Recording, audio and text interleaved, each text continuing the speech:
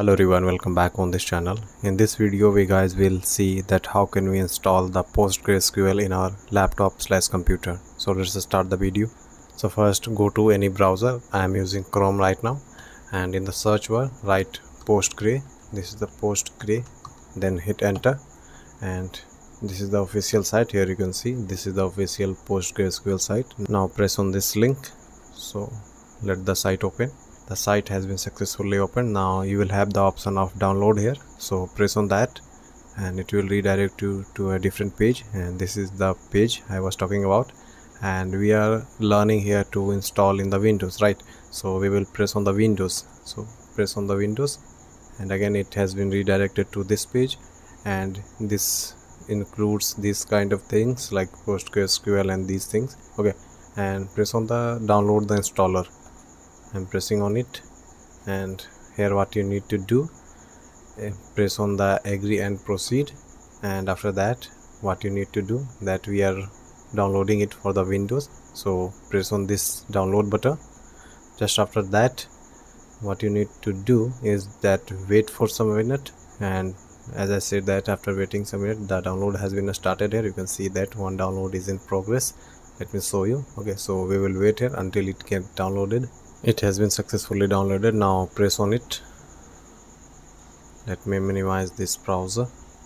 It will come here and it will ask you a permission which is not visible right now in your screen, just because of the encryption or just because of the safety issue. So just press on yes button. You will have two options, yes and no. So press on yes. After that it is being processing.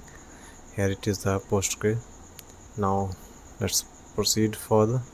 Now press on the next, and it is the installation directory. Okay, here you don't need to do anything. Press on the next, and these things make sure that all are checked here. Now press on the next, and this is the data directory. It means if you'll create any database or table, I mean all the data will be stored in this location.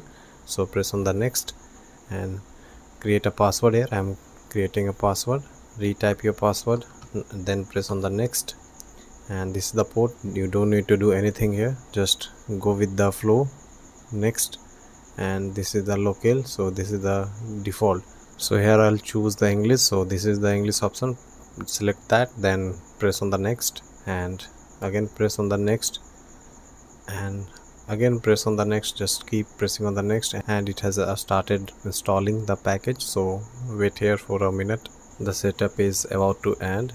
I mean it is at its climax, so let's wait for a second. So it has been successfully set up. Now what you need to do is that press on the finish, and you will have this stack builder. So just skip it right now. You don't need to do anything here. I'll tell you about this in the further videos. So cut it here from, then again yes, the start button, and here you search pgAdmin, and you will have this option.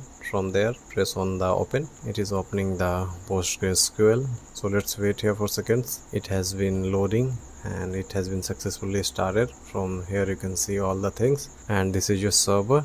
After expanding this, you will need to enter your password which we created while installing the package. Okay, so I'm entering my password, and press on the save password for the future convenience. Then press on the OK, and here you will have all the options.